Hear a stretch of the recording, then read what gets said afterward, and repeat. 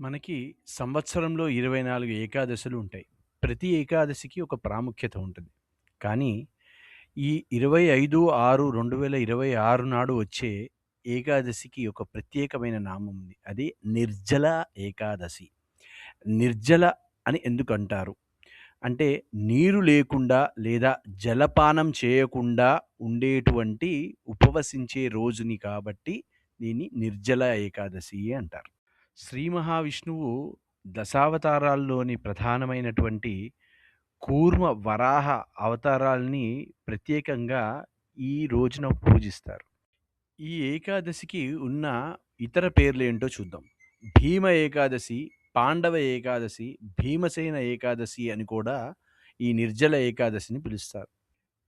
ఈ నిర్జల ఏకాదశిని భీమ ఏకాదశి అని పిలవడాని వెనకాల ఒక పురాణ గాథ ఉంది. మహాభారత కాలంలో భీమసేనుడు ఇతర ఏకాదశి వ్రతాలను ఆచరించలేకపోయాడు. అప్పుడు వ్యాస మహర్షి సంవత్సరంలోని అన్ని ఏకాదశుల ఫలితాన్ని పొందడానికి జ్యేష్ఠ శుక్ల ఏకాదశి నాడు నిర్జల ఉపవాసం చేయమని ఉపదేశించారు. అప్పటి నుండి ఈ ఏకాదశికి భీమ ఏకాదశి లేక నిర్జల ఏకాదశిగా పేరు వచ్చింది.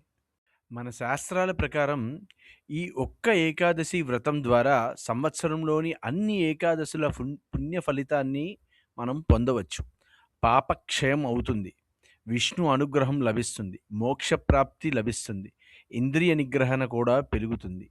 మన హిందూ సాంప్రదాయంలో అత్యంత ముఖ్యమైనటువంటి ఈ ఏకాదశి ప్రాముఖ్యతని, విశేషాలని మీ ఆత్మీయులకు కూడా తెలియచేయండి. వారి చేత కూడా ఈ ఏకాదశి వ్రతం ఆచరించేలాగా చేయండి. జై శ్రీరామ్.